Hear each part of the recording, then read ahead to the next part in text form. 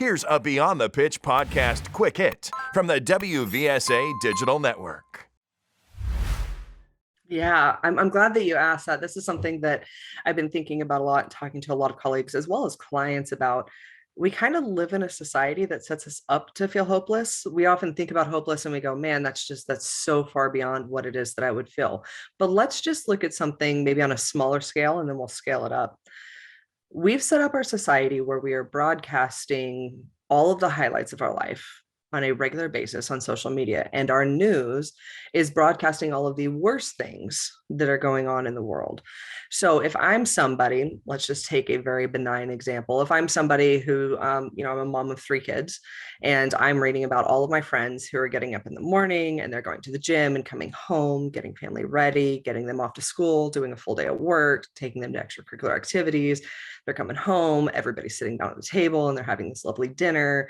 And then they have this beautiful bedtime routine and an hour of reading and all of this kind of stuff. And then, I have time to go kind of read my book or, do all the things that I want to do.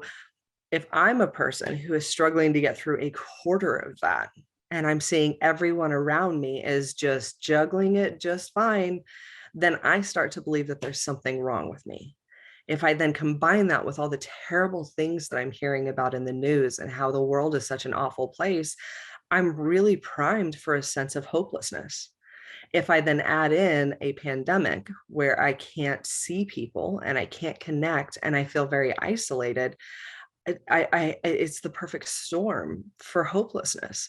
So it's not necessarily that we get to a point of hopelessness that says suicide is the only way out.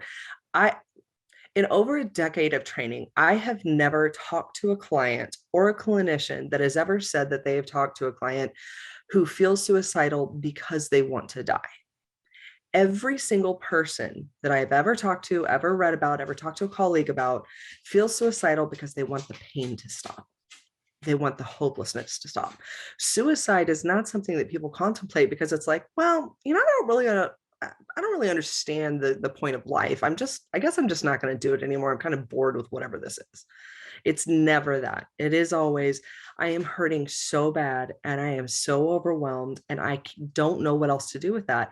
Evolutionarily, our brains say if you are overwhelmed or threatened or those kinds of things, your options are to fight, to run, or to freeze. Suicide presents the most, it's kind of the ultimate flight opportunity, right? Like I'm dealing with this big thing. It feels like it's too big. It feels like it's overwhelming. It feels like I'm going to die if I continue to do things that I'm doing. I might as well save myself the pain and just run away from it. So having a suicidal part is not necessarily uncommon. Many of us actually have those parts.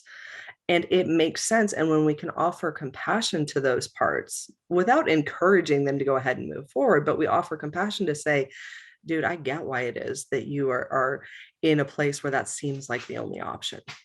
When we're stressed, we narrow our attention and that's all you can see right now. I get it. Now, what do we do with that? And then we kind of find ways to problem solve and figure out how to work through all of that pain. When we heal the pain, people stop being suicidal. It's not a condition that you experience suicidal ideation and that's how you spend the rest of your life. When we take away the pain, then that suicidal ideation goes away. But when we don't, when we ignore it, when we say everybody else around me is fine, I must be broken, then it feels like the only option.